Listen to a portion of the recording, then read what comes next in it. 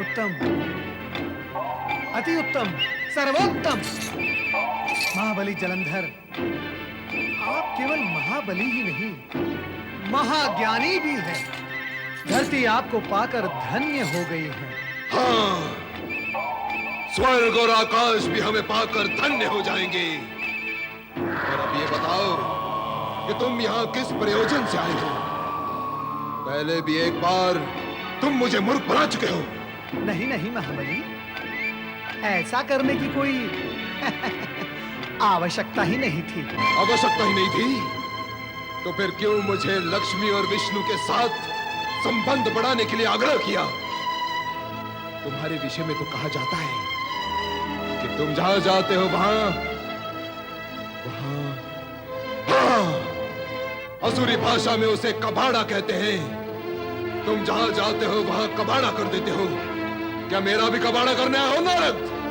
सुना हुआ सब कुछ सत्य तो नहीं होता महाबली। कुछ कुछ तो सत्य होगा, और मैं जानता हूं कि तुम्हारे कार्य सब कुछ में नहीं, कुछ कुछ के मार्ग से आगे बढ़ते हैं।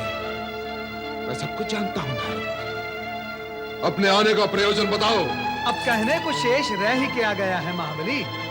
कुछ कुछ और सब कुछ दोनों को मिलाकर सारा कुछ आपने कह ही दिया है। नारायण नारायण। जब आपको मुझ पर विश्वास ही नहीं है तो मेरे कहने का लाभ क्या होगा महाबली? मैं तो यहाँ आया था आपके हित की बात करने, परंतु अब मैं चलता हूँ। नारद, ये नारायण नारायण बोले बिना वो बोलो जो यहाँ बोलने आए थे। हमारे हित की बात हुई तो हम विश्वास भी करेंगे, किंतु सावधान सावधान नारद। यदि तुमने छल से काम लिया तो हम बल से काम लेंगे, समझे? महाबली, आपके और मेरे बीच छल और बल का प्रवेश संभव ही नहीं। हाँ, तो मैं क्या कह रहा था? हाँ, क्या अब भी आपको स्वर्ग पर आक्रमण करने की आवश्यकता है? ये सब भी और तब भी से क्या अभिप्राय है तुम्हारा? अभी अभी तुम आश्चर्य प्रकट कर रहे थे कि हमने अब तक स्वर्ग विजय क्यों नहीं किया, और अब प्रश्न खड़ा कर रहे हो नारद? असुरराज, मैं ये सब इसलिए कह रहा हूँ कि देवराज और देवगण वैसे ही आपसे भयभीत हैं। वो तो बिना युद्ध के ही आपसे हारे हुए हैं। और श्री हरि विष्णु तो वैकुंठ लौट गए हैं।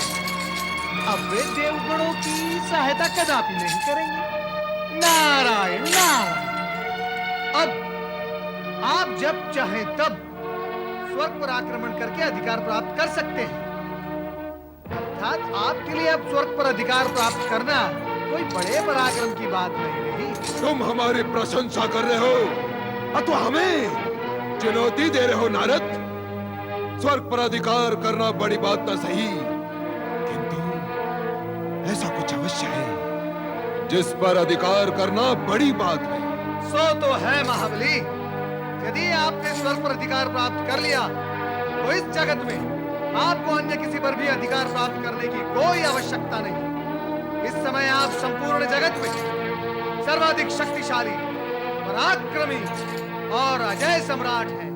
ये सब तो हम भी जानते हैं नारद, पर तुम हमें वो बात बताओ जो हम नहीं जानते। जान लेने से क्या होगा असुरराज? यदि आपने उसे अपने अधिकार में नहीं लिया तो कौन जानेगा तुम्हारा ये पराक्रम और महाबल। पर वह है क्या? एक अनमोल रत्न है, रत्न। कैसा रत्न? कहाँ है वो रत्न? स्त्री रत्न, जगत का सर्वश्रेष्ठ स्त्री रत्न। एक ऐसा स्त्री रत्न जिसे प्राप्त करने के पश्चात कुछ भी प्राप्त करने की इच्छा शेष नहीं रहती। परम सौभाग्यशाली, परम विदुषी, परम सौंदर्यमयी। नारद, बताते क्यों नहीं? कौन है वो स्त्री रत्न? वो कहाँ रहती है? ऊंचे स्तर के प्राणी ऊंचाई पर रहते हैं महाबली, और ये परम सुंदरी भी ऊंचाई पर रहती है।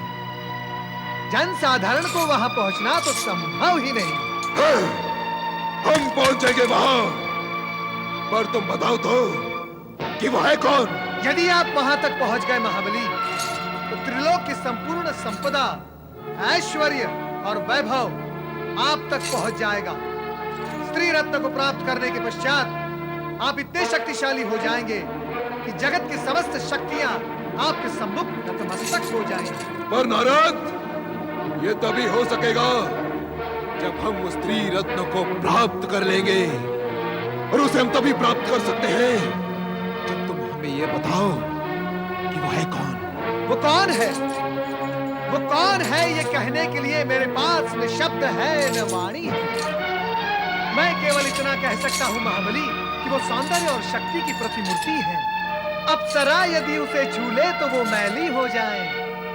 सत्य को यदि आप दृष्टता ना समझे तो आपसे क्षमा मांगे बिना मैं आपसे ये कहूंगा कि महारानी वृंदा यदि उसके सम्मुख खड़ी हो जाए तो दासी लगेगी। महाबली, उसका सौंदर्य शब्द से परे है। वो है कौन? क्या नाम है उसका? शिव संगिनी पार्वती कैलाश पर रहती है। उस भभूतधारी, सर्पधारी, चर्मधारी शिव के साथ नारायण नारायण। यदि वो आपके साथ रहती तो शक्ति और सौंदर्य के साथ शोभायमान भी होती।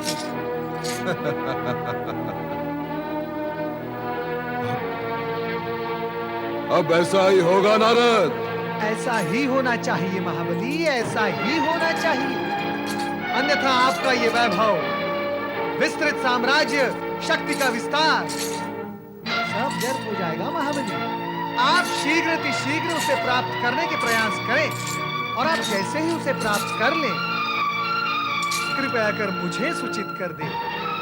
मैं आपको बधाई देने अवश्य आऊंगा महाबली। नारायण नारायण। महाबली जलंधर सौंदर्य की प्रतिमूर्ति को प्राप्त करके ही रहेगा। अब यही जलंधर का उद्देश्य है।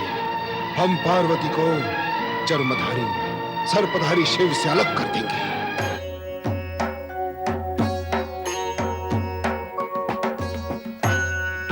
नारायण नारायण नारायण, ओम शिवाय। आओ नारद, कहो क्या कर रहा है? क्या कहूँ भगवान, मैं स्वयं को अपनी ही दृष्टि में गिरा कर आ रहा हूँ। क्यों?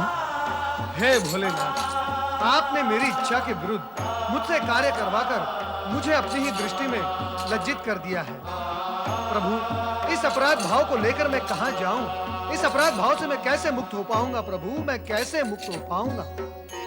रह कर जब मुझे स्मरण होता है कि उस जलंधर को भ्रमित करने के लिए मैंने माता पार्वती के विषय में बहुत कुछ अनर्गल कहा है, तो ये स्मरण करके मेरा मन ग्लानि और दुख से भर उठता है। प्रभु, मुझे क्षमा करें। नारद, ज्ञानी होकर भी अज्ञानियों की भांति आचरण करने की क्या आवश्यकता है? तुमने जो कुछ भी किया, कहा, स्वेच्छा से नहीं, हमारे आदेश से किया। तुम ये भी भली भांति जानते हो कि हमने जो प्रेरणा दी और प्रेरित होकर तुमने जो किया, उसके मूल में लोकहित ही है। उग्र प्रवृत्ति का जलंधर अधिक समय तक जीवित रहेगा तो निर्दोष प्राणियों को पीड़ित करेगा।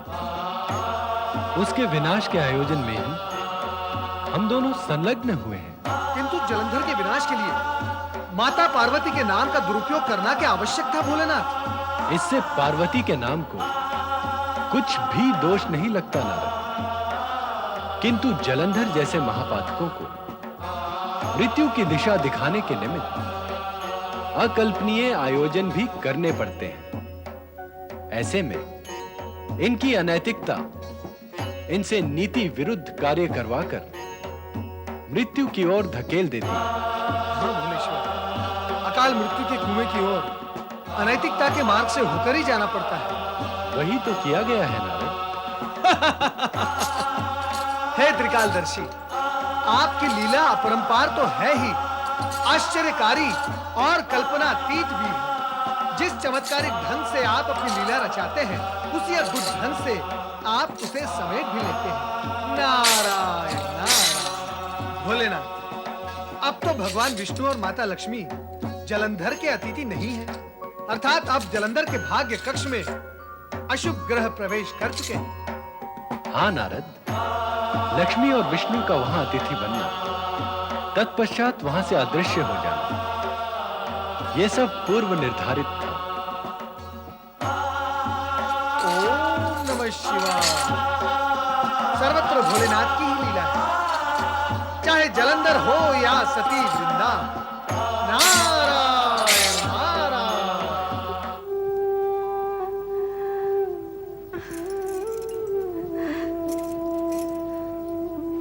वृंदा, स्वामी,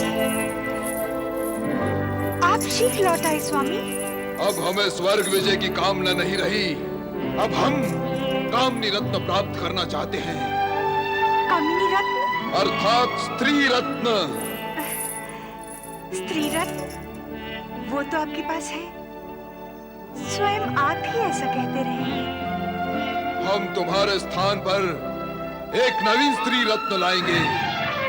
शक्तिशाली सम्राट अधिक समय तक एक ही रत्न से संतुष्ट नहीं होते। ये आप क्या कह रहे हैं स्वामी? क्या आप भूल गए कि भगवान शिव की कृपा से मेरा सतीत्व ही आपका रक्षक है। यदि आपने किसी पर नारी पर कुदृष्टि भी डाली, तो क्या ऐसी स्थिति में मेरा सतीत्व आपकी रक्षा कर पाएगा? भगवान शिव मुझे शक्ति दे सकेंगे? नाम न लो शिव का। भगवान शिव के नाम पर इतनी ईर्ष्या क्यों? इसलिए कि तुम्हारे स्थान पर जिस रत्न को मैं लाना चाहता हूँ, वो शिव की पत्नी पार्वती ही है। शिव शिव शिव, जगत की सर्वश्रेष्ठ सुंदरी पार्वती अब हमारे महल की शोभा बनेगी। हाँ। क्या बोल रहे हैं? क्यों बोल रहे हैं ऐसा? आपकी वाणी साथ कैसे दे रही है? ऐसे पापपूर्ण शब्द मुख से निकालने के लिए? अरे वेद तो शिवा है, शिवा जगत माता, जगत जननी, जगदम्बा है। उनके विषय में ऐसी अशोभनीय बात सोचने वाले को तो नर्क में भी स्थान नहीं मिलता, नहीं मिलता। तुम्हें किसने कहा कि हमें नर्क में स्थान चाहिए? नहीं चाहिए। इसलिए तो पार्वती को अपने राजमहल की रानी बनाएंगे हम। परिणाम का भय नहीं है आपको? जिन्हें परिणाम का भय होता है वो जीवन को भोग ही नहीं सकते। नहीं नहीं स्वामी, मैं ये पाप आपको करने नहीं दूंगी, नहीं करने दूंगी। सावधान वृंदा, सावधान।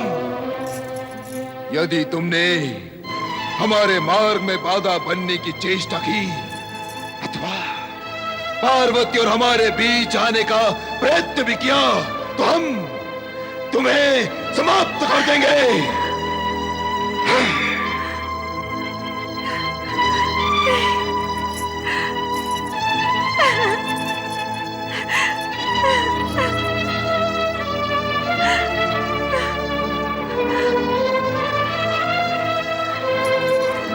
लक्ष्मी दीदी, दीदी, लक्ष्मी दीदी, न जाने ये दोनों भी कहाँ चले हमने गए? सारा महल छान मारा है, लगता है वो दोनों यहाँ से जा चुके हैं। जा चुके हैं? बिना बताए सब कुछ सुन लिया होगा। स्वामी के कटु वचन भी सुन लिए होंगे। हे प्रभु, हे भगवान शिव, मेरे पति को सद्बुद्धि दो। भगवान, हे संपूर्ण जगत के स्वामी, मेरे स्वामी को सद्बुद्धि दो भगवान। असुर सम्राट महाबली जलंधर की जय। असुर सम्राट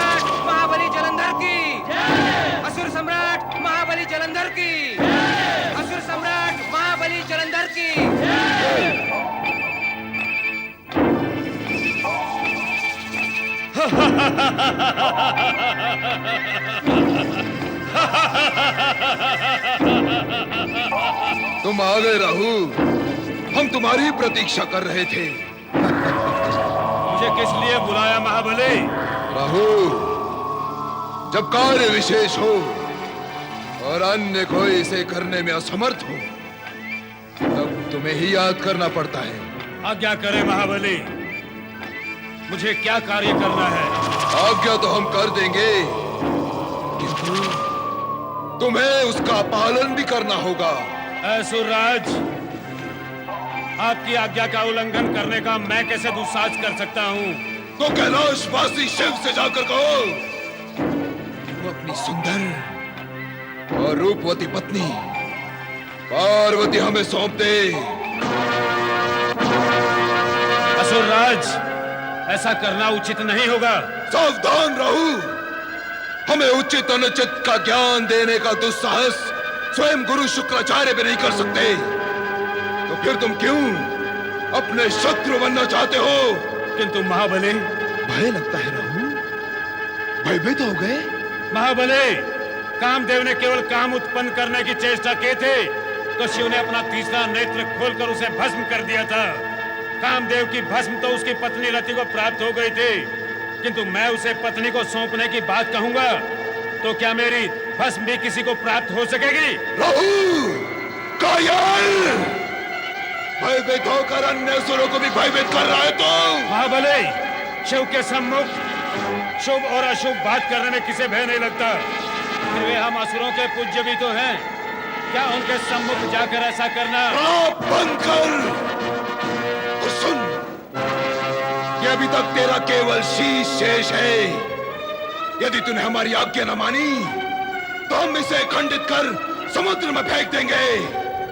कैलाश पर शिव के सामने जाने से तेरे विनाश की केवल संभावना है, पर न जाने से तेरा विनाश निश्चित है।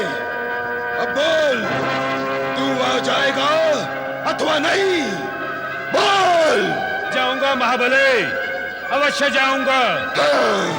जाता हूँ, जा रहा हूँ असुरराज। बुद्धिहीन जलंधर स्वर्ग पर आक्रमण करने का विचार कर रहा है। ये तो अत्यंत दुखद स्थिति है। अब क्या होगा स्वामी? मैं भी वही सोच रहा हूँ देवी शची, जो तुमने कहा। सोचने से क्या होगा, उपाय करना होगा। क्या उपाय करूं? बताओ, क्या किया जा सकता है? स्वामी सुनिए।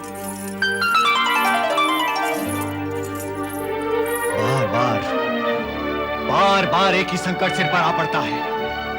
क्या मुझे चिंता नहीं है? मैं भी वही सोच रहा हूं कि कुछ उपाय होना चाहिए। नारायण नारायण। देवराज, आप तो चिंता के साथ साथ क्रोध भी करने लगे हैं। देवराज, अकेली चिंता ही वर्तमान खा जाती है और क्रोध तो वर्तमान के साथ साथ भविष्य भी खा जाता है। आप क्रोध न करें और चिंता भी न करें, केवल चिंतन करें। क्या करें देवर्षि? बार बार असुरों के आक्रमण होते हैं और हर बार यही चिंता लगी रहती है कि क्या उपाय करें। चिंता कर रहे हैं उपाय के लिए? नारायण नारायण। तो उपाय की चिंता करना छोड़ दे देवराज। चिंता छोड़ दो? तुरंत देवराज, तुरंत। आपके शुभ की चिंता करने वाले, आपके शुभ चिंतक भगवान श्री हरि विष्णु के आशीर्वाद और भगवान भोलेनाथ की कृपा से आपके संकट टल रहे हैं देवराज, अर्थात उपाय हो चुका है। नारायण नारायण। उपाय हो चुका है, संकट टल रहा है। देवर्षि, हमें तो ज्ञात हुआ है कि दैत्य गुरु शुक्राचार्य ने जलंधर को पुनः स्वर्ग पर आक्रमण करने का आदेश दे दिया था, परंतु जब आपको वो ज्ञात हुआ तब वो वर्तमान था और अब वो भूतकाल की बात बन चुका है देवराज। दैत्य गुरु शुक्राचार्य के वो आदेश, वो परिस्थितियां काल का ग्रास बन चुकी है। नारायण नारायण। तो क्या जलंधर अब स्वर्ग पर आक्रमण नहीं करेगा? कैसे करेगा? आपके शुभ चिंतकों ने स्वर्ग से भी अधिक प्रिय और मधुर मधु उसके मुख पर लगा दिया है। अब वो स्वर्ग को भूलकर उसकी प्राप्ति के लिए उन्मत्त हो उठा है। मैं कुछ समझा नहीं देवर्षि। आप सदा ना समझने की भूल क्यों करते हैं देवराज? उबरे इस भूल से अब आप केवल इतना समझें कि परिस्थितियां बदल चुकी हैं। माता लक्ष्मी तथा भगवान श्री हरि विष्णु वैकुंठ लौट चुके हैं तथा जलंधर की दृष्टि अब स्वर्ग पर नहीं कैलाश पर है, जहां उसकी मृत्यु उसके लिए पाश बूंद रही है। नारायण नारायण नारायण नारायण। राहु, तुम जिस कार्य के लिए जा रहे हो उसके सर्वनाशी परिणाम पर भी विचार किया है अथवा नहीं? कहीं ऐसा ना हो भगवान शिव के कंठ का विष निकलकर तुम्हारे अमृत को सोख ले। नारद, क्या ऐसा होना संभव है? भगवान भोलेनाथ के लिए असंभव क्या है राहु? और फिर विधाता ने सृष्टि के आरंभ में ही दुष्टता और दुर्भावना का परिणाम विनाश ही लिख दिया था। सत्य कहो नारद, कहीं सर्वनाशी कामना का बीज दैत्यराज के मन में तुमने तो नहीं बोया? अरे राहु, क्या तुम्हें इतना भी ज्ञान नहीं? नारद यदि किसी के मन में बोएगा तो वो निर्माणकारी और कल्याणकारी बीज ही बोएगा। परंतु असुर का मन तो बंजर धरती जैसा होता है। वहां निर्माणकारी अथवा कल्याणकारी बीज बोना अर्थात व्यर्थ करना है। वैसे भी जो पूर्व निर्धारित है उसे टालना न तुम्हारे वश में है न मेरे वश में। अर्थात आगे बढ़ो। नारायण नारायण। ओम नमः शिवाय। ओम नमः शिवाय। ओम नमः शिवाय। हे देवादिदेव शिव शंकर, हे भोलेनाथ, हे विद्याहारी भगवान शिव, मेरी विपदा हरो भगवान। मैं आपकी शरण में आई हूँ। मेरे स्वामी को सद्बुद्धि दो भगवान। मेरी स्वामी को सद्बुद्धि दो देवेश्वर। उनको कुमार्ग पर बढ़ने से रोको, उन्हें रोको। वृंदा, बंद करो हमारे शत्रु शिव की आराधना। ये तुम्हारा कुछ भी भला नहीं कर सकता। नहीं स्वामी, ऐसे अपशब्द अपने मुख से न निकाले। किसी के प्रति किया गया अपमान पीड़ा का रूप धारण करके बहुत पीड़ित करता है। विश्वेश्वर शिव को अपना शत्रु समझने वाले का कोई भी मित्र शेष नहीं रह जाता। उसका अंत अत्यंत दुखद होता है।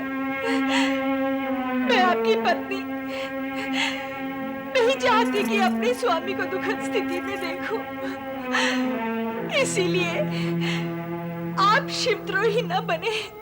आप शिवद्रोही न बने स्वामी। शिवद्रोही? शिव, मैं शिवद्रोही न बनूं, पर तू पतिद्रोही बनने के लिए तैयार है। मेरा शिवद्रोही बनना तुझे अच्छा नहीं लगता, तो क्या तेरा पतिद्रोही बनना मुझे सहन होगा? मेरे विरुद्ध जाकर तूने हमारी महारानी बने रहने का अधिकार भी खो दिया है वृंदा। अब मैं हिमालय पुत्री पार्वती को अपनी महारानी बनाऊंगा। बस करो। माता पार्वती के प्रति ऐसी मलिन भावना दिखाकर उनके प्रति ऐसी अशुद्ध विचार रखकर सर्वनाश की समीप क्यों जाना चाहते हो? कौन करेगा मेरा सर्वनाश? जो सभी के सर्वनाश का कारण है, उस जलंधर का सर्वनाश कौन करेगा? शिव।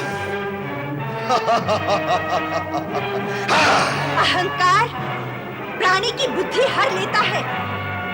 बुद्धिहीन प्राणी की वाणी संयत नहीं रहती। वो अपनी सीमित शक्ति को असीमित समझने लगता है, किंतु असीमित शक्ति के अधिकारी तो केवल भगवान शिव ही है। भगवान शिव। शीघ्र ही तुझे शिव के शक्ति का ज्ञान हो जाएगा जब पार्वती हमारे पार्श में आकर बैठेगी। हे विधाता, ये धरती भाग क्यों नहीं जाती? ये धरती भाग जाए और मैं इसमें समा जाऊं। मेरा मार्ग अवरुद्ध ना हो, इसलिए ऐसा कुछ तो तुम्हें करना ही होगा। किंतु मेरे विवाह के शुभ अवसर पर ऐसा शुभ कार्य न करना। पार्वती के साथ मेरा विवाह हो जाने के बाद जो इच्छा हो कर लेना। मत भूलो महाबली कि मैं भी असुर राज काल नेमी की पुत्री हूँ। अपने अधिकार और स्वाभिमान को आहत नहीं होने दूंगी। क्या करोगी तुम? पत्नी सदा पति का सम्मान करती है। मुझे विवश न करो कि मैं पति का अपमान कर बैठूं। मेरा अपमान करने वाला क्या आज तक जीवित बचा है? तुम काल नेमी की पुत्री और मेरी पत्नी हो, इसलिए मैंने तुम्हारा इतना प्रलाप सुना। नहीं तो अब तक तुम काल के विकराल गाल में समा चुकी होती। स्वामी, स्वामी। ओम देवादिदेव देवेश सर्व प्राणाभृतां वर प्राणिनामपि नाभिस्त्वं मृत्युंजय नमोस्तुते। गुरुदेव, ओम देवादिदेव देवेश सर्व प्राणाभृतां वर गुरुदेव, प्राणिनामपि नाभिस्त्वं मृत्युंजय नमोस्तुते। गुरु शुक्राचार्य, तुम्हारा परम शिष्य महाबली जलंधर तुम्हें प्रणाम करता है। सर्व प्राणाभृतांवर प्राणिनामपि नाभिस्त्वं मृत्युंजय नमोस्तुते।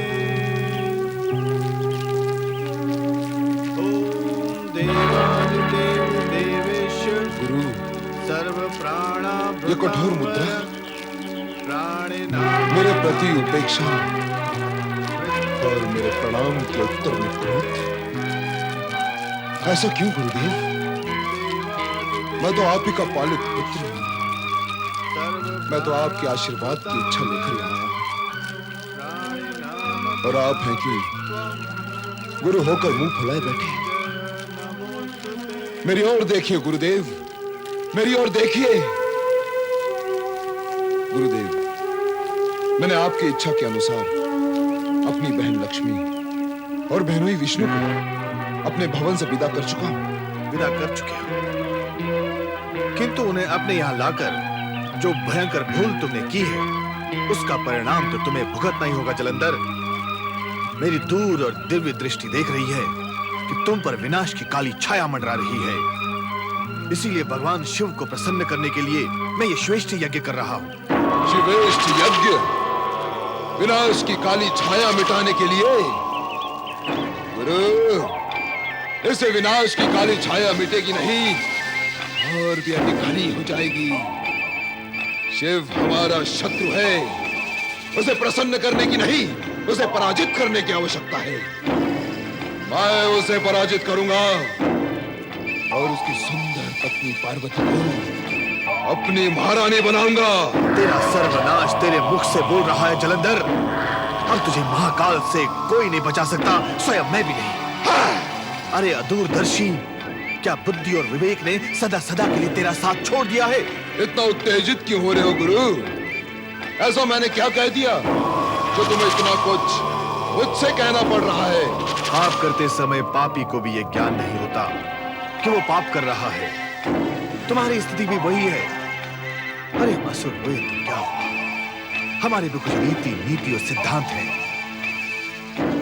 पार्वती जगत माता जगदम्बा है और शिव हमारे पूज्य है।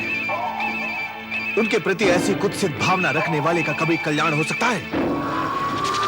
अपने मन से उनके प्रति कुविचार निकाल दो जलंधर। मैं इतना कच्चा और बुद्धू शिष्य नहीं हूं कि अपने गुरु की हर उल्टी सीधी बात मान लूं। पार्वती को अपनी महारानी बनाने का मेरा निश्चय अटल है। इसी कार्य के लिए मैंने राहु को कैलाश भेजा है कि वो शिव को जाकर कहे कि पार्वती मुझे सौंप दे। राहु वहां जाकर शिव से पार्वती मांगेगा। अवश्य मांगेगा।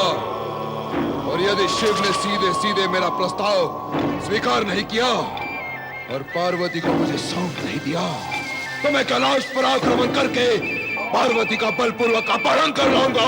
बस जलंधर बस, अब और अधिक नहीं सुना जाता। अपनी मनमानी को नियंत्रण में रख, अपनी इच्छा और कामना पर भी नियंत्रण रख जलंधर। पार्वती तेरी माता के समान है।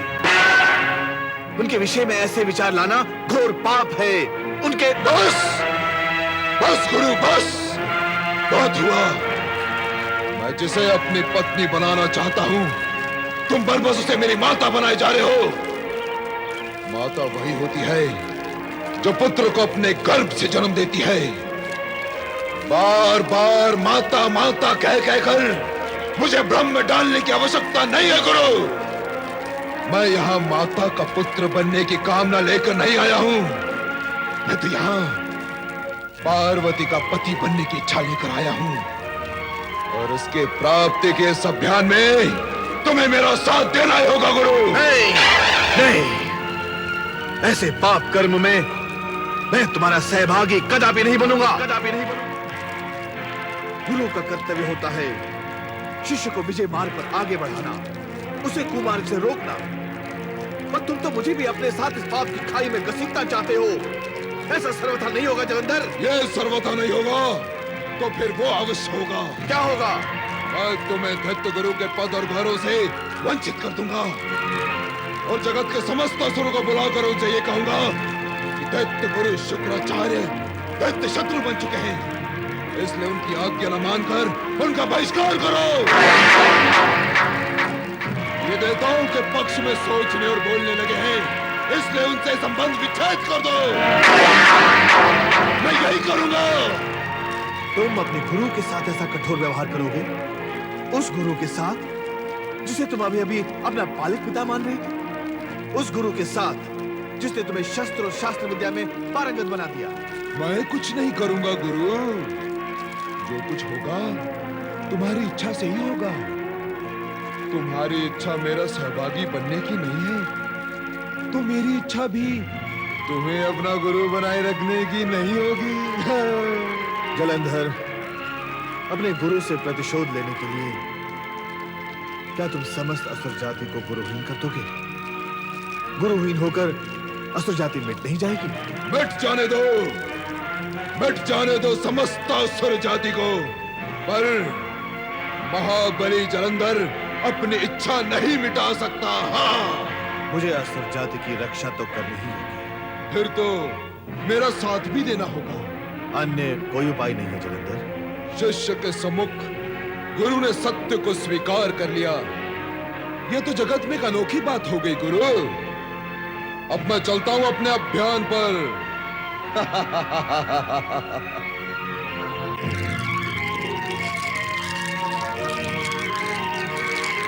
ये आपने मुझे किस धर्म संकट में डाल दिया शिवशंकर? तुम्हारी इस दीर्घ मुस्कान का क्या कारण है देवी?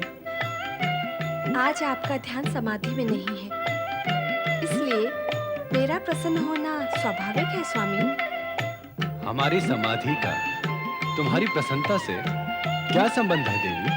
स्वामी, आज आपकी समाधिस्थ न होने के कारण आपको अवकाश है, समय है, इसीलिए मैं आपसे कुछ अपने मन की बात कह सकूंगी।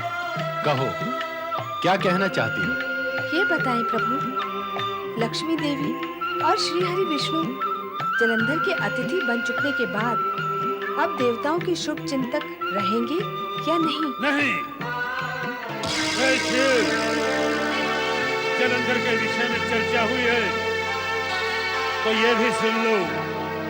कैलाश निवासिनी पार्वती, अब तुम्हें जलंधर के महल में महारानी बनकर रहना होगा। मैं इस समय यहाँ यही प्रस्ताव लेकर आया हूँ। अरे दुष्ट राहु, श्री हरि विष्णु के सुदर्शन चक्र से कटकर भी तूने पापाचार और अनाचार त्यागा नहीं। अब क्या तू हमारे क्रोध से भस्म होने यहाँ आया है? पहले मैं इसी भय से भयभीत हुआ था, किंतु फिर ध्यान आया मैं अमृत पीकर अमर हो चुका हूँ। इच्छा करने पर भी आप मेरा कुछ भी अहित नहीं कर पाएंगे। मुझ पर क्रोध करना व्यर्थ होगा महादेव। मैं तो केवल महाबली जलंधर का संदेश प्रस्ताव लेकर यहाँ आया हूँ। और सुंदरी पार्वती, तुम भी सुनो। इस हिम शीतल कैलाश से दैत्यराज जलंधर का राजभवन कहीं अधिक सुखमयी है। वहाँ आप दैत्यों की सम्राज्ञी बनकर रहेंगे।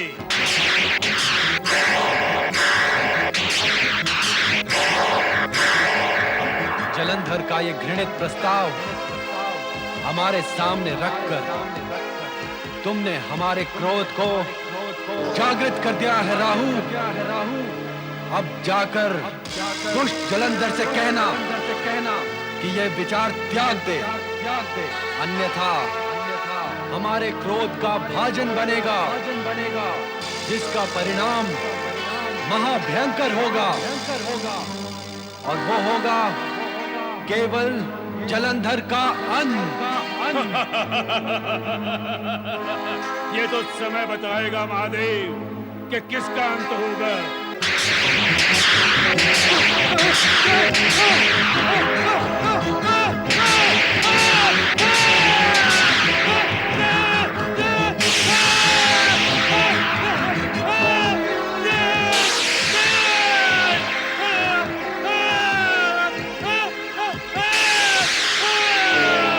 नारायण नारायण। असुर सम्राट जलंधर की, असुराधिपति जलंधर की, असुर सम्राट जलंधर की, महाबली जलंधर की, असुर सम्राट जलंधर की।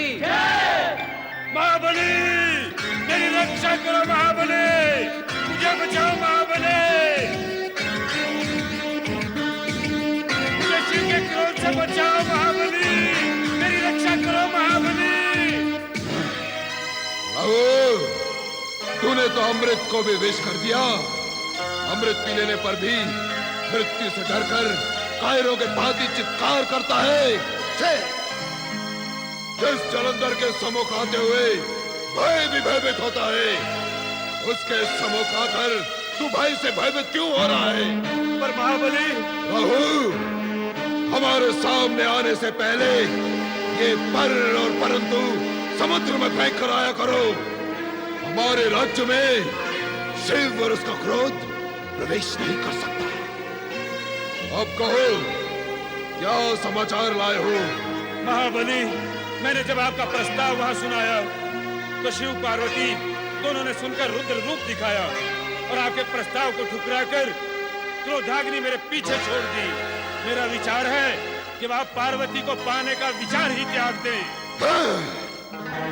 हम क्या एक भयभीत और कायर के विचार से कार्य करेंगे?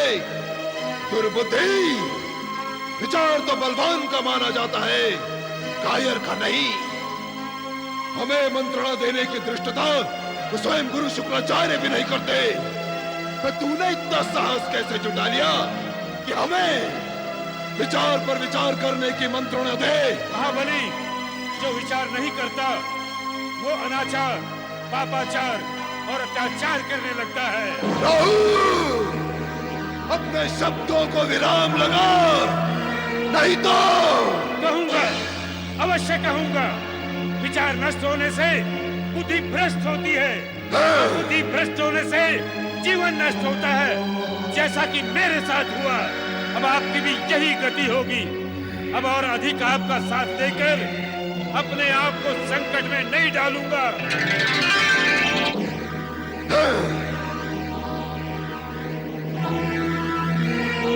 सेनापति, आप क्या करें महाबली? तुरंत कैलाश पर आक्रमण करने की तैयारी करो। जैसी आपकी आज्ञा महाबली। और गुरु शुक्राचार्य से जाकर कहो कि हमारे इस कैलाश विजय अभियान में तुरंत सम्मिलित हो। आपकी आज्ञा का पालन होगा महाबली। क्या गुरु शुक्राचार्य की मति इस सीमा तक भ्रष्ट हो गई है कि उन्होंने अपने जनक शिव पर आक्रमण करने के लिए जलंधर को परामर्श दे डाला? ऐसा करके समूची असुर जाति के लिए उन्होंने शिवकोप को आमंत्रित नहीं किया है। देवराज, दुष्ट प्रकृति का प्राणी जब दुष्कर्म करता है तो यह जानकर या मानकर नहीं करता कि वो कुछ अनुचित कर रहा है। उसका अहंकार उसके विवेक पर चढ़ बैठता है और फिर वो उचित और अनुचित के ज्ञान और अंतर से दूर निकलकर यही सोचता है कि जो कुछ कर रहा है ठीक ही कर रहा है। ऐसी ही गति जलंधर की है। अर्थात अब शिवकोप से न तो शुक्राचार्य बच सकेंगे और ना ही जलंधर। यह सत्य है कि शिवकोप से बच सकना असंभव है, किंतु यह भी सत्य है कि अपनी पत्नी वृंदा के सतीत्व के फलस्वरूप जलंधर अपार शक्तिधारी है।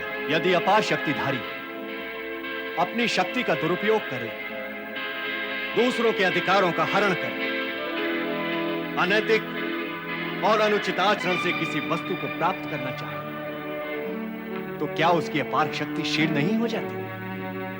क्या वो नैतिक और चारित्रिक रूप से दुर्बल नहीं हो जाता? हाँ देवराज, ऐसा शक्तिशाली भी ऐसी स्थिति में दुर्बल हो जाता है। इसका अनुभव स्वयं आपको भी तो है। आप मुझे लज्जित कर रहे हैं गुरुदेव। सत्य की स्वीकृति में लज्जा कैसी? सत्य स्थान अवश्य बदलता है, किंतु स्वयं कभी नहीं बदलता। और यह सत्य जगत के हर एक प्राणी पर घटित होता है।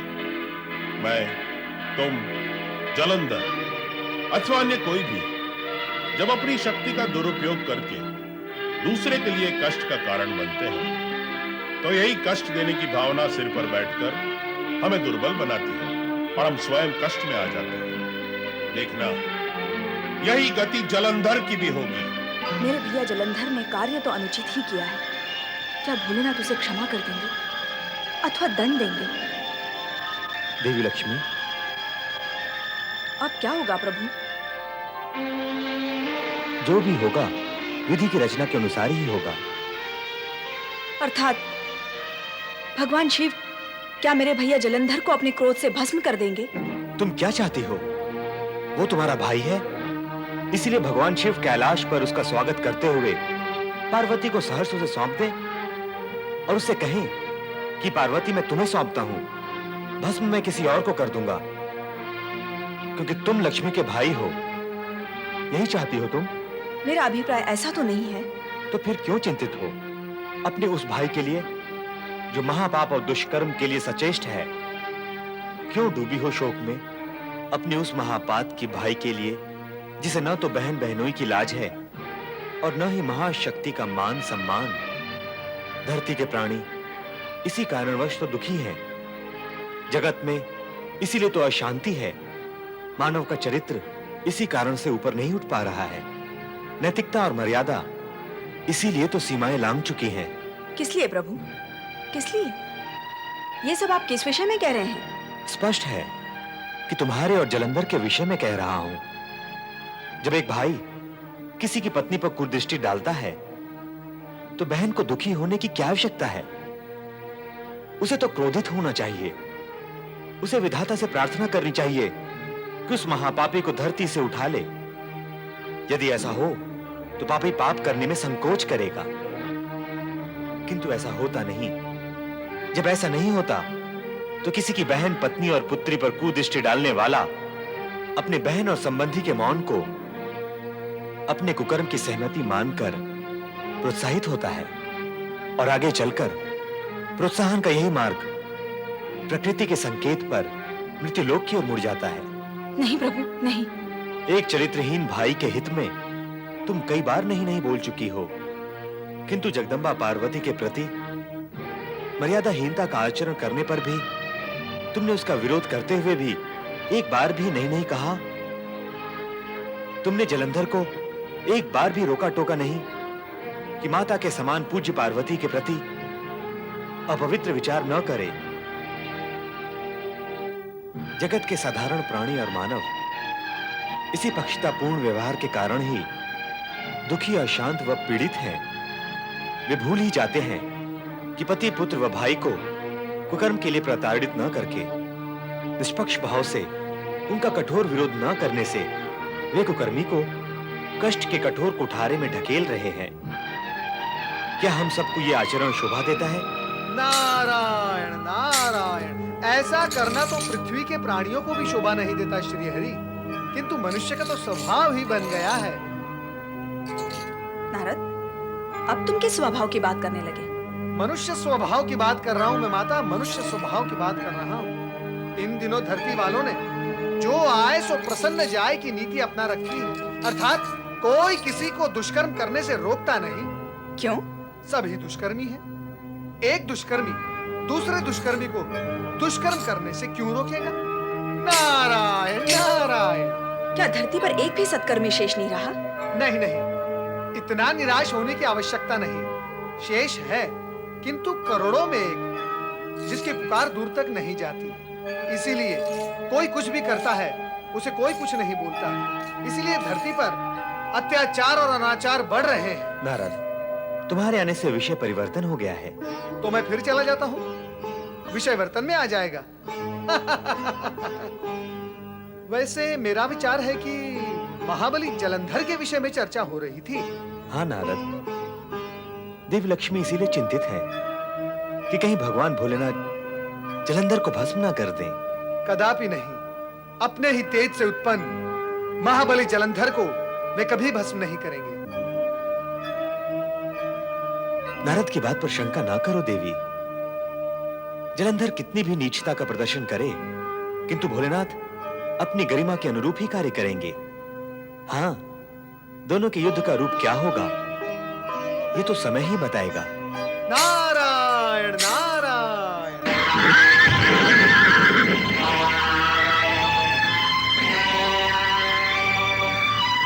जलंधर की जय। जलंधर की जय।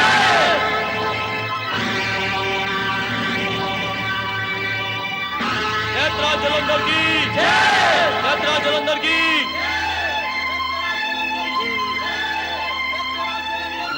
स्वामी, कैलाश पर पहुंचने से पूर्व ही इन्हें नष्ट कर दे।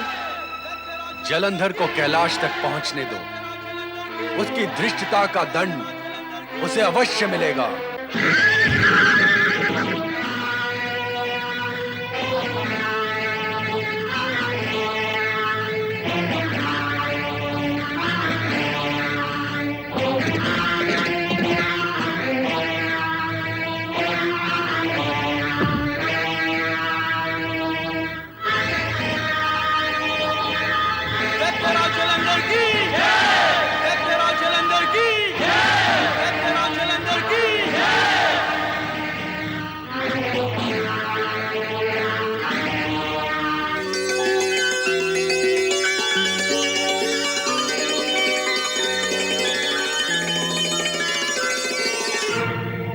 शिव, यदि युद्ध से बचना चाहता है तो पार्वती मुझे सौंप दे मुझे पार्वती।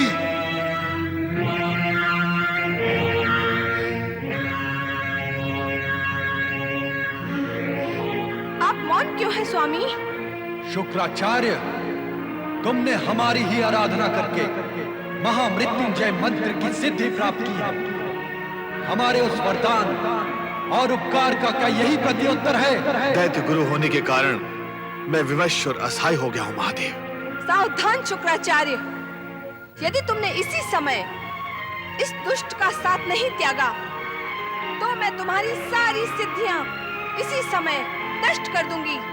ऐसा न करे माते, ऐसा न करे। अरे दैत्य के गुरु महाबली जलंधर तुम्हारे साथ है, फिर भी सूखे पत्ते की तरह कांप रहे हो तुम। गुरु का इस भांति भयभीत होकर अपने निर्भय शिष्य को अपमानित करना क्या शोभा देता है? नहीं नहीं, पर मैं केवल महादेव, आज तक कभी ऐसा नहीं हुआ कि आपने किसी को वरदान देकर वापस लिया हो। माता पार्वती भी मेरी सिद्धि को नष्ट नहीं कर सकती। महादेव, मैं दैत्य गुरु हूं, इसलिए जलंधर का साथ देना मेरा अभीष्ट है। हाँ गुरुदेव, अपने सीमा में आते ही तुम्हारे शरीर का कंपन थम गया है, शांति आ गई है तुम में। तुम भी कुछ कम शक्तिशाली नहीं हो जलंधर। आक्रमण करके अपनी मनोकामना पूर्ण करो।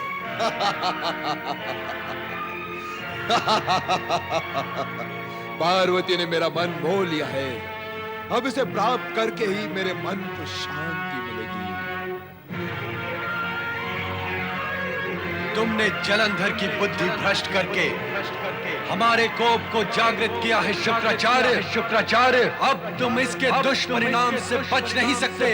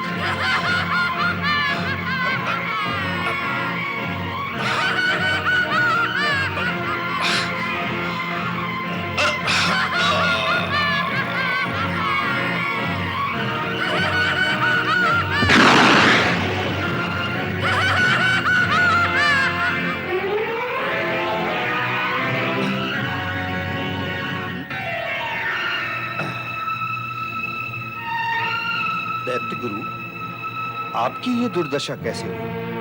दुष्टों का साथ देने का परिणाम तो कष्टों में ही होता है समुद्रदेव। मैंने दुष्ट जलंधर का साथ दिया तो परिणाम भी मुझे ही भोगना होगा, कोई दूसरा तो नहीं भोगेगा। अच्छा हुआ भगवान शिव ने दया करके मुझे जलंधर से दूर कर दिया, अन्यथा शिवकोप से तो मैं नष्ट ही हो जाता। हे शिव शंकर, आपका ये उपकार मैं कभी नहीं भूलूंगा, कभी नहीं। शुक्राचार्य, अभी आप कुशल हैं, आप अपने आश्रम लौट जाइए।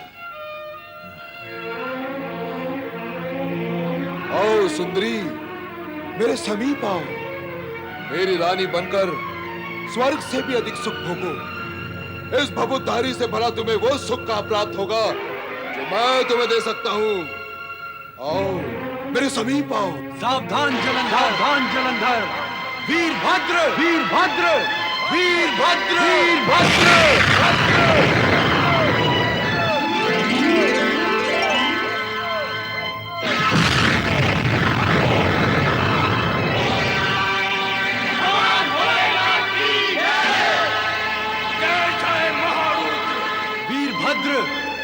पार्वती पर कुदृष्टि डालने वाले इस जलंधर को समाप्त कर दो।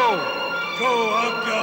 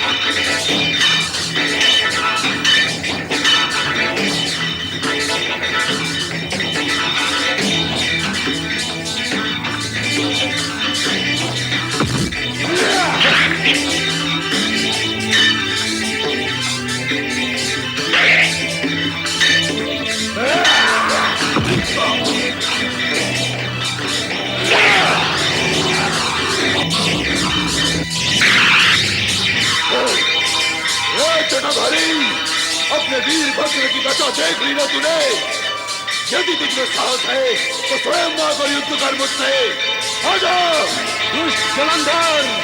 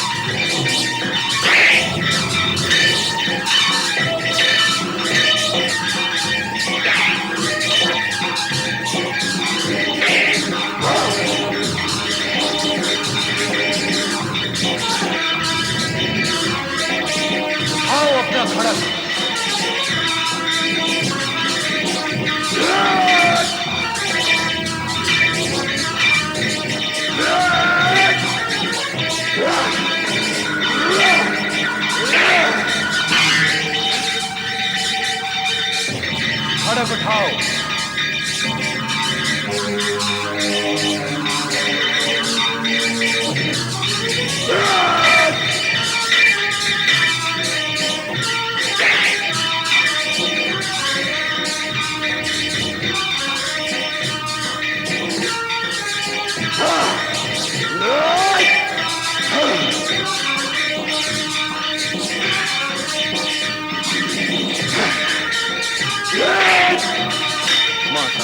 भगवान शिव और जलंधर का युद्ध और भी भयंकर हो गया है। न जाने क्या परिणाम होगा। परिणाम हमारे पक्ष में ही होगा नंदी। मेरे स्वामी इस दुष्ट को शीघ्र ही समाप्त कर देंगे।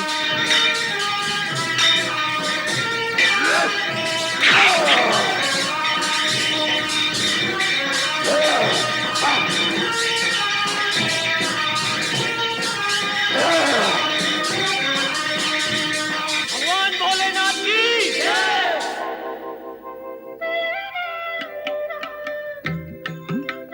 युद्ध अब समाप्त हो चुका है। जलंधर भी भाग गया है। अब तुम जाओ, हम एकांत चाहते हैं।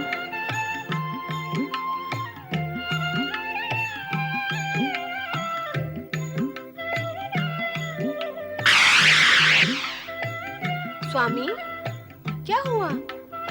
आप पीछे क्यों हट गए? देवी, हम तुम्हें नहीं छुएंगे।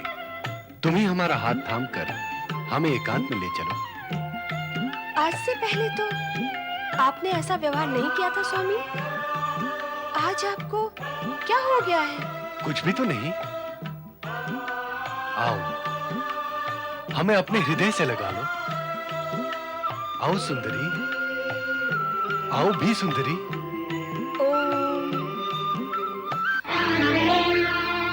आओ सुंदरी। सुंदरी,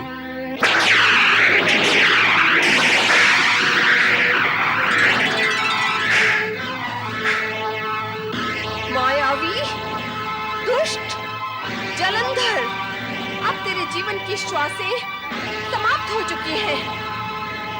तू अब जीवित नहीं रह सकेगा।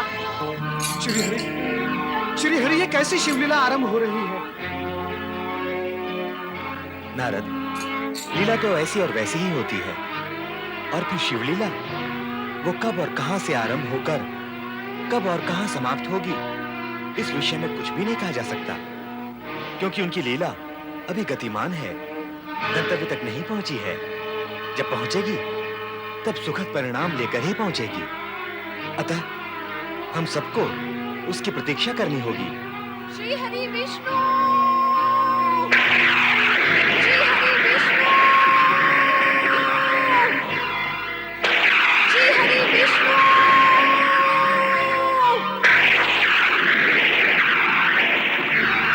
आप शीघ्र कैलाश भवन पर पधारें। श्री हरि, माता पार्वती आपको बुला रही है। लगता है कुछ अघटित घट गया है। हम तुरंत वहां पहुंच रहे हैं।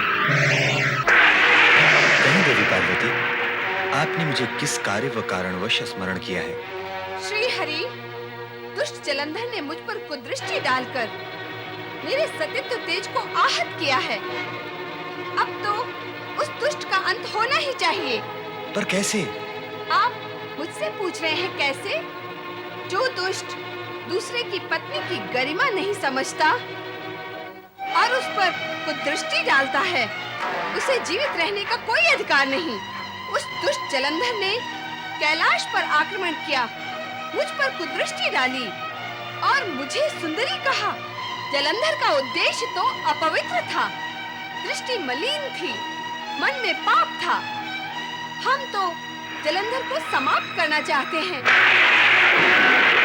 फिर उस असुर ने मेरे स्वामी पर प्रहार कर उनकी शक्ति को चुनौती दी है। क्यों? किस कारण से? क्या सोच रहे हैं श्रीहरि? अब भी वो अधम यदि जीवित रहा तो जगत में उत्पात मचाता रहेगा।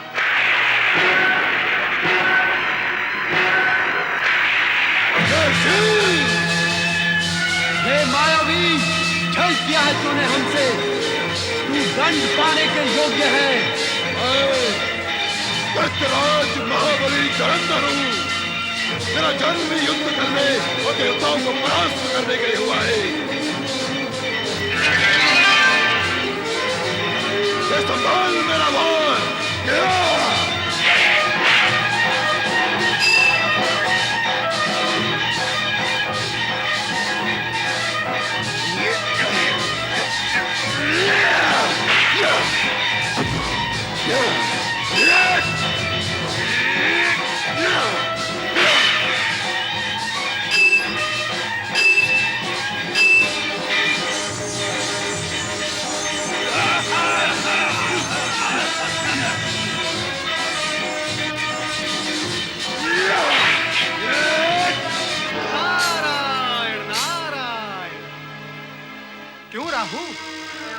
शीश झुका हुआ है? क्या लज्जित हो अपने दुष्कर्म से? लज्जित भी और दुखी भी। अरे ये तो शुभ लक्षण है। अहंकारी और दुष्कर्मी यदि अपने कर्मों पर लज्जित होने लगेंगे तो जगत में सर्वत्र शांति और सुख व्याप्त हो जाएगा। सत्कर्मों का ही बोलबाला होगा। नारद, तुम सदा जगत के सुख का राग ही क्यों लापते रहते हो? इसलिए कि ये सर्वश्रेष्ठ राग है। इसी राग से इस सृष्टि का निर्माण हुआ है और इसी राग से ये सृष्टि संचालित होती है। जिसने भी ये राग जान लिया उसके लिए फिर कुछ जानना शेष नहीं रह जाता। तुम भी आलापो इस राग को राहु, तुम्हारा भी कल्याण ही कल्याण होगा।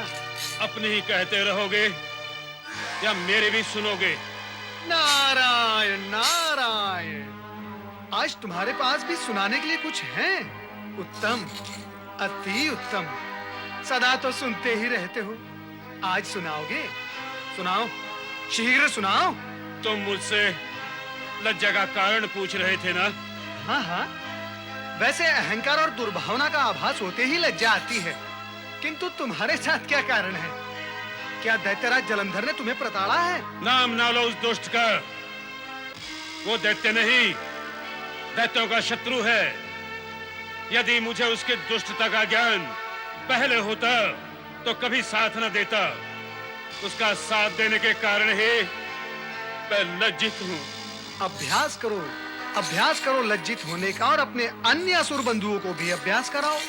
सबका कल्याण ही कल्याण होगा। परंतु इतना भी समझ लो कि भगवान भोलेनाथ के हाथों ही जलंधर का वध होगा।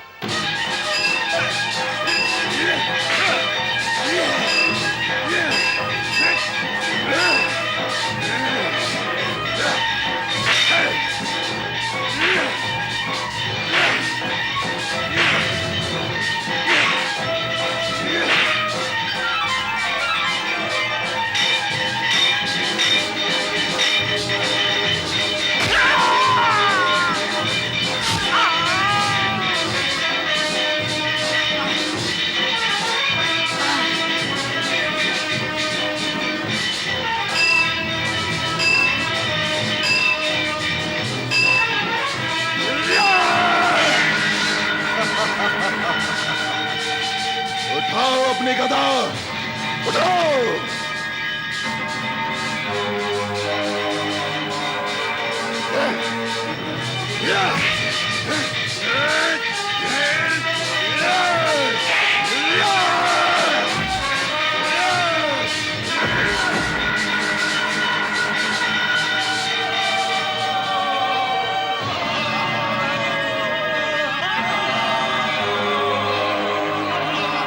दैत्यराज जलंधर, जलंधर, महेश्वर शिव शंकर से युद्ध करके अपने सर्वनाश का आयोजन मत कर। अब भी समय है, कुछ बिगड़ा नहीं। भोलेनाथ बड़े दयालु हैं। युद्ध रोक कर इनसे क्षमा मांग, ये अवश्य तुझे क्षमा कर देंगे। अरे गुरु, कैसे गुरु हो तुम? कभी इस ओर तो कभी उस ओर। अरे बार बार दल बदलोगे तो तुम्हें गुरु कौन मानेगा? अरे निर्बुद्धे, समय की पदचाप सुन, काल के मंद पगों की आहट सुन, जो धीरे धीरे तुम्हारी ओर बढ़ रहे हैं। समय रहते संभल जा, फिर अवसर नहीं मिलेगा। युद्ध भूमि से भाग जाने वाले अवसरवादी दैत्य गुरु, मैं तुम्हारी भांति अवसरवादी नहीं हूं। सामने दुर्बल देखा तो डट गए और बलवान देखा तो हट गए। छह! मुझे उपदेश देने का अधिकार अब तुम खो चुके हो। पर तू तो अपने प्राण ही खो देगा इस युद्ध में। क्यों मेरे क्रोध को भड़का रहे हो? यदि यह क्रोध की ज्वाला भड़क उठी तो कोई भी मंत्र शक्ति तुम्हारी रक्षा नहीं कर सकेगी। हाँ, मेरे प्राणों की चिंता छोड़कर तुम अपने प्राणों की रक्षा करो दैत्य गुरु। जाओ, चले जाओ यहां से, जाओ। ऋषि!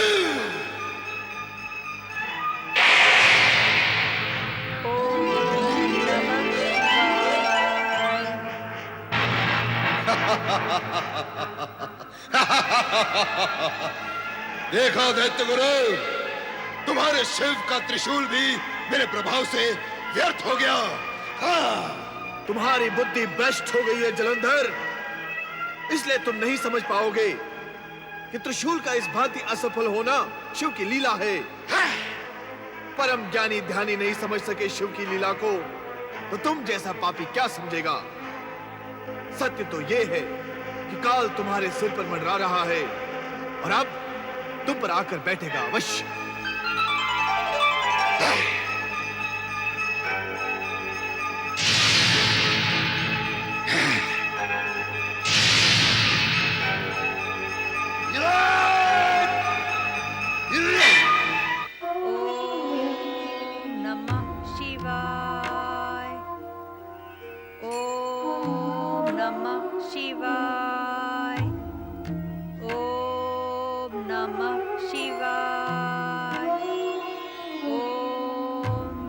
हे विधाता, ये कैसी विडंबना है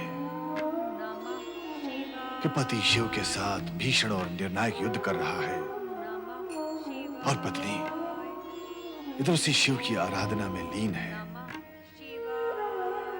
यदि वह अज्ञानी इधर आकर देख सकता तो उसे इस बात का ज्ञान हो जाता कि शिव का त्रिशूल उससे टकराकर असफल क्यों हो गया। वह अवश्य यह भी समझ जाता कि उसकी पत्नी वृंदा की शिव भक्ति और सतीत्व के कारण ही शिव उस पर पूर्ण प्रहार नहीं कर रहे हैं। वृंदा, वृंदा, गुरुवर, प्रणाम गुरुवर। वृंदा, मैं तुम्हें अखंड सौभाग्यवती व दीर्घायु का आशीर्वाद देना चाहता हूं, किंतु मेरे और आपके आशीर्वाद के बीच ये किंतु कैसा गुरुवर? वृंदा, तुम्हारे पति जलंधर की बुद्धि भ्रष्ट हो चुकी है। वो तुम्हारा व अपना हित अहित न विचार कर शिव से युद्ध करके सर्वनाश की ओर बढ़ता जा रहा है। इसीलिए मैं भगवान शिव से प्रार्थना कर रही हूँ गुरुवर। वृंदा, तुम्हारी भक्ति, प्रार्थना और सतीत्व से जलंधर के पाप की मात्रा अधिक हो गई है, इसलिए तुम्हारा सद प्रयत्न भी व्यर्थ ही होगा। नहीं गुरुवर, मैं मेरा प्रयत्न व्यर्थ न होने दे। जलंधर की दुष्टता, नीचता व मलिनता से तुम्हारे प्रयत्न और प्रार्थना की शक्ति क्षीण हो गई है। वृंदा, इस पर भी तुम्हें निराश होने की आवश्यकता नहीं है। तुम्हें अपने सतीत्व की रक्षा सावधानी से करनी होगी।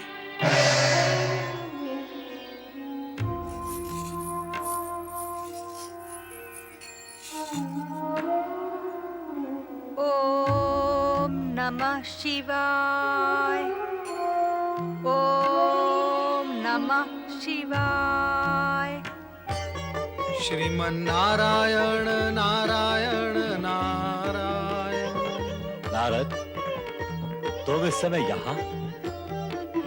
परमपिता, मुझे कहाँ होना चाहिए था? अरे, ब्रह्म लीला, प्रभु लीला और शिव लीला का प्रचार प्रसार करते हो, और जब इस समय शिव लीला अपनी चरम सीमा पर है, तो तुम्हें भी वही होना चाहिए था। वही लीला देखकर तो यहाँ आ रहा हूँ परमपिता, और यहाँ इसलिए आया हूँ कि आपसे ये जान सकूं कि शिव जलंधर युद्ध का अंतिम परिणाम क्या होगा। नारद, तुम अनेक बार ऐसी भूल कर चुके हो। भूल? कैसी भूल परमपिता? वही, ज्ञानी होकर भी अज्ञानियों की भांति सोचने और बोलने की भूल। ऐसा मैंने क्या कहा परमपिता? प्रश्न मुझसे क्यों? स्वयं से पूछो। पूछो अपने मन से कि यदि शेर और हिरण टकराएंगे तो धराशायी कौन होगा? पर्वत और पेड़ का सामना होगा तो उसकी परिणति क्या होगी? अर्थात भगवान शिवशंकर की ही विजय होगी। नारद, तुम्हारा सोचना और प्रश्न दोनों निराधार थे। भला शिवशंकर के सम्मुख असुर कितने समय तक टिक सकता है?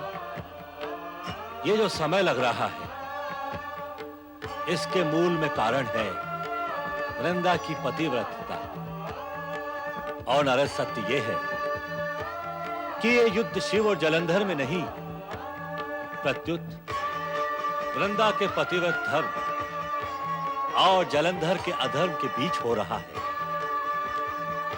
इस सत्य से जुड़ा हुआ दूसरा सत्य यह भी है कि अधर्म की ओर बढ़ने की शक्ति जलंधर वृंदा से ही प्राप्त कर रहा है। और इतना तो स्वयं तुम भी जानते हो नारद कि अधर्म की मार्ग पर चलने वाले को केवल आभास होता है, मात्र लगता है कि वो विजयी हो रहा है, किंतु वो विजयी होता नहीं, आज तक नहीं हुआ, भविष्य में भी नहीं होगा। कारण कि विधाता ने सृष्टि के आरंभ में ही प्रकृति के नियमों के अनुसार अधर्मी के विपक्ष में निर्णय लेकर और उसके भाग्य में सदा सदा के लिए पराजय लिखकर उस लेखनी को तोड़ ही डाला था। माता, मेरा समाधान हो गया। परमपिता, मुझे मेरे प्रश्न का उत्तर मिल गया। नारायण नारायण।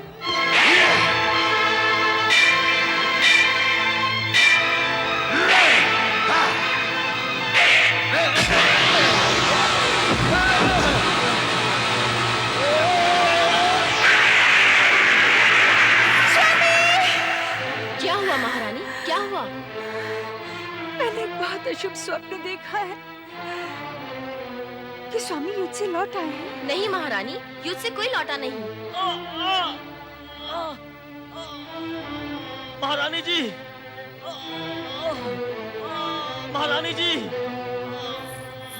महारानी जी, महारानी जी। सेनापति, सेनापति, ये क्या?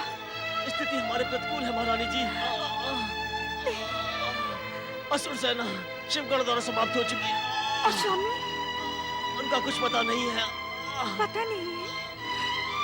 क्या क्या तुमने उन्हें शिवशंकर के साथ युद्ध करते हुए नहीं देखा? देखा था, किंतु युद्ध करते करते अचानक वे अदृश्य हो गए। हो सकता है शिव ने अपनी माया से उन्हें समाप्त कर दिया हो।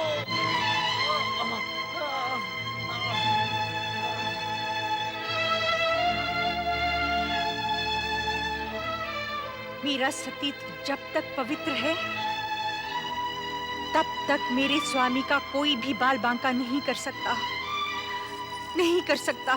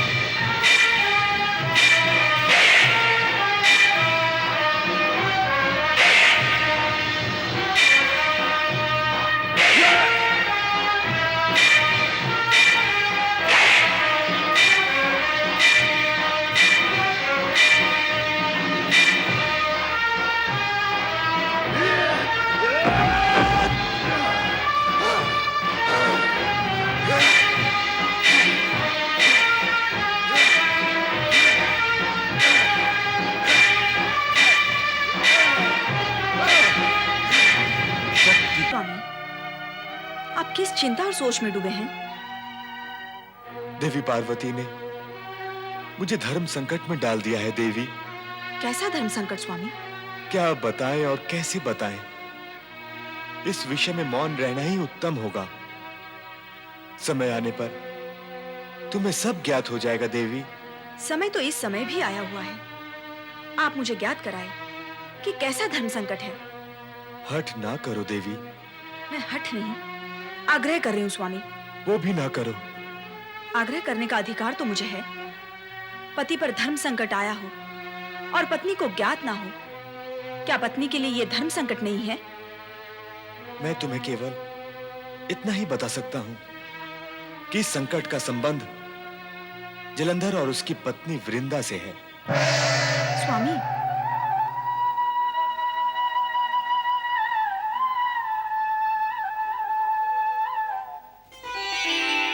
ओम हरि हराय नमः।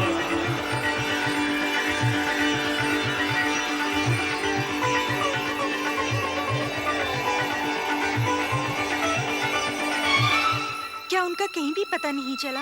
नहीं महारानी जी, हमने अपने सैनिकों को खोजा ताकि उनसे कुछ पूछा जा सके, किंतु एक भी ऐसा सैनिक हमें दिखाई नहीं दिया। हमने महाबली को खोजा किंतु उनका कहीं भी पता नहीं चला महारानी जी। महारानी जी, आपने जहाँ जहाँ बताया वहाँ वहाँ हमने महाबली की खोज की, पर वे वहाँ नहीं थे।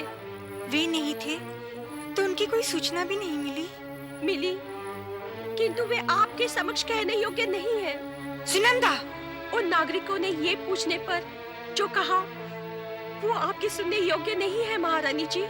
सुनंदा, जो कहने सुनने योग्य नहीं है और जो कुछ तुम सुनकर आई हो वही कहो, मैं सुनूंगी। वे यही कह रहे थे कि शिव शंकर के हाथों महाबली का वध हो चुका है। नहीं, ऐसा नहीं हो सकता। मेरे जीते जी ऐसा नहीं हो सकता, नहीं हो सकता। महारानी जी, नगर के उद्यान में एक महान चमत्कारी तपस्वी आए हैं जो त्रिकाल का ध्यान भी रखते हैं। उनके पास अपूर्व सिद्धि है। वो मृत शरीर में प्राण भी फूंक सकते हैं और हमारे महाराज कहाँ और किस स्थिति में है वो सब बता सकते हैं। तो मुझे इसी समय उनके पास ले चलो। हाँ हाँ चलो।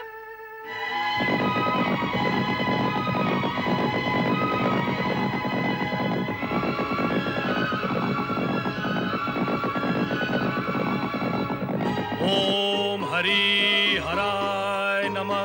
ओम हरि हराय नमः।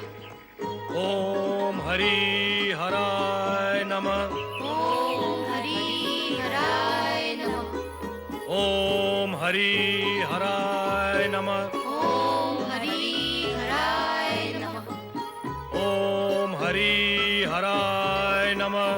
ओम हरि हराय नमः। प्रश्न के लिए क्षमा करें महायोगी राज। सुना है आप त्रिकालदर्शी हैं और मृत शरीर में भी प्राण फूंक सकते हैं। अपनी पीड़ा कहो महारानी। मैं अपने पतिदेव के विषय में जानना चाहती हूँ। महाबली जलंधर के विषय में? हाँ हाँ योगी राज।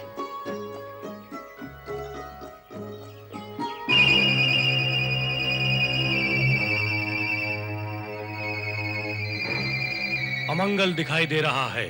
अमंगल? अर्थात? अर्थात महाबली जलंधर अब जीवित नहीं है। नहीं, नहीं योगीराज, ऐसा न कहें। उनके प्रति मेरी भक्ति की शक्ति उनकी रक्षा कर रही है। तुम्हारी भक्ति के प्रभाव से हम अपरिचित नहीं है वृंदा। मृत जलंधर के मुखमंडल पर पहले जैसा तेज अब भी विद्यमान है। तो योगीराज, मुझे मेरे पति के पास भेज दे। हमारे होते हुए इतना कष्ट क्यों वृंदा? तुम्हारे मृत पति जलंधर का शरीर हम यही मंगवा देते हैं।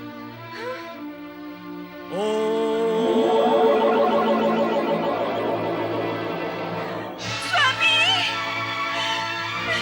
स्वामी! स्वामी! ये आपको क्या हो गया स्वामी? ये सब कैसे हो गया स्वामी? मेरे होते हुए आपको कुछ नहीं हो सकता स्वामी।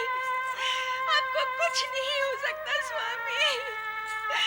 जागे स्वामी, स्वामी, जागे स्वामी। वृंदा, प्रलाप करने की आवश्यकता नहीं है। हम तुम्हारे मृत पति को पुनर्जीवित कर देते हैं।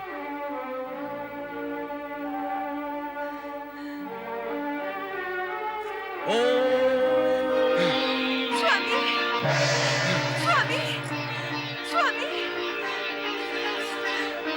स्वामी, स्वामी।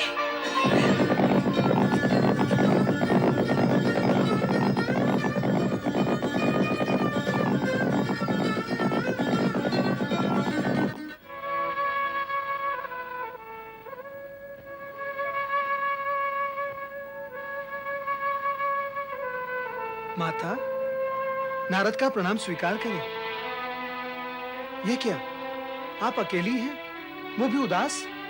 महाप्रभु कहाँ गए हैं? नारद, जिस सरलता से तुमने इतने सारे प्रश्न पूछ डाले, उसी सरलता से मैं तुम्हारे सभी प्रश्नों का उत्तर नहीं दे सकती। प्रश्न पूछना मेरा आशय नहीं था। महाप्रभु को न देखकर मैं असमंजस में हूँ। वो तो मैं भी हूँ, क्योंकि वे किसी धर्म संकट की बात कहकर अचानक अंतर्ध्यान हो गए। स्पष्ट रूप से उन्होंने मुझे कुछ भी नहीं बताया, केवल इतना कहा कि इस धर्म संकट का संबंध जलंधर और वृंदा से है। नारायण नारायण, इसीलिए आप उदास हैं माता? स्वाभाविक है। स्थिति समझा करो नारद। समझ गया माता, मैं सब समझ गया, स्थिति भी और परिस्थिति भी। क्या समझ गए? यही कि इस धर्म संकट का संबंध जितना आपके भ्राता महाबली जलंधर और महारानी वृंदा से है, उतना ही संबंध भगवान भोलेनाथ और माता पार्वती से भी है। नारद, तुम संबंधों की जोड़-तोड़ बैठाने में पटु हो, पर यहाँ शिव पार्वती की चर्चा कहाँ से आ गई? ऐसे गई माता। हम सब भगवान भोलेनाथ की लीला की कठपुतलियां हैं। भगवान भोलेनाथ हमें जैसे नचाते हैं, हमें नाचना पड़ता है। नारायण नारायण।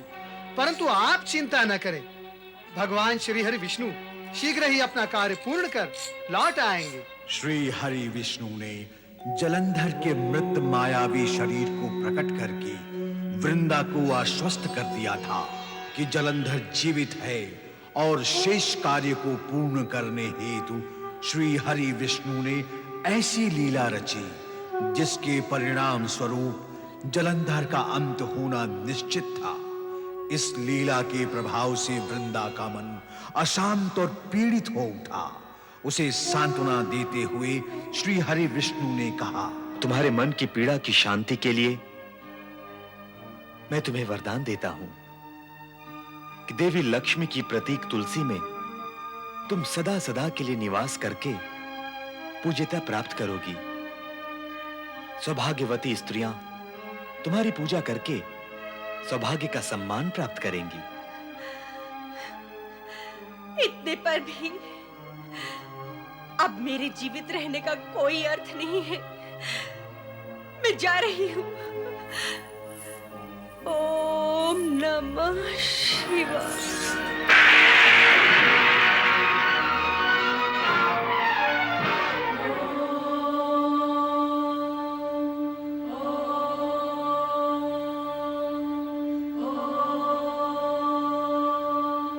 युद्ध रथ है।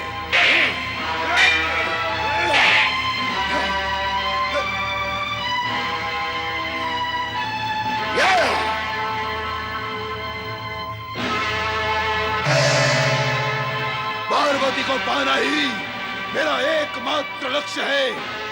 अब कोई तुम्हारी रक्षा नहीं कर सकता महादेव। मैं तुम्हारा अंत कर दूंगा।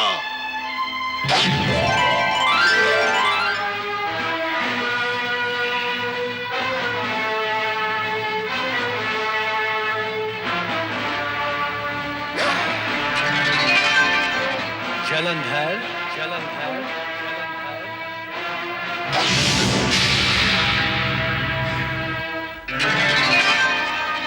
मायावी जलंधर, मायावी जलंधर,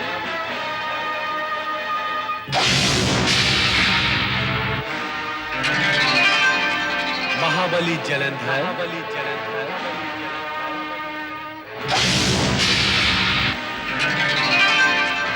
दैत्यराज जलंधर, दैत्यराज जलंधर,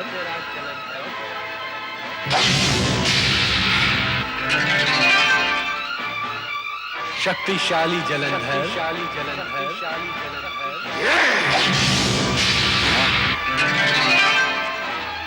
दैत्य सम्राट जलंधर, जलंधर,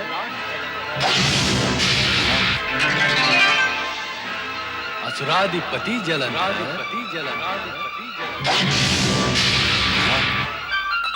दुष्ट जलंधर, जलंधर,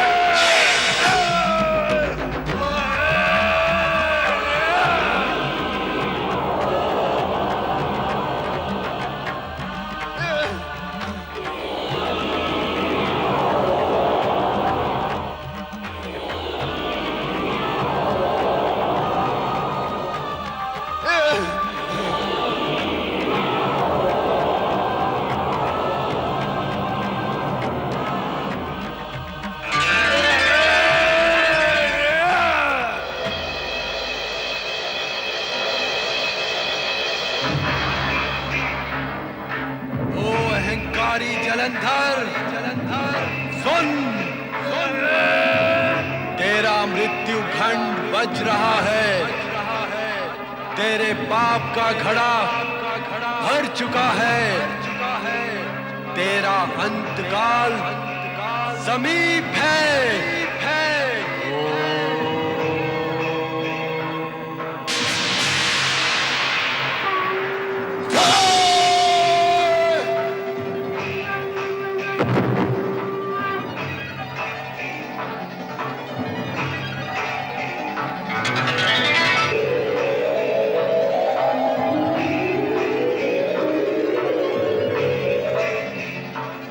भगवान शिव शंकर की जय, देवादिदेव भोलेनाथ की जय। प्रभु, आपने स्वयं जलंधर की उत्पत्ति करके उसे असुरों का अधिपति बनाया। मेरे और वृंदा के लिए संकट उत्पन्न किया। श्री हरि विष्णु को संकट का सामना करना पड़ा। ऐसी शिवलीला का क्या प्रयोजन है प्रभु? ओम नमः शिवाय। माता पार्वती, शिव लीला कारण कभी नहीं होती। मुझे तो लगता है कि नारद लीला का प्रयोजन भी अकारण नहीं होता। नारायण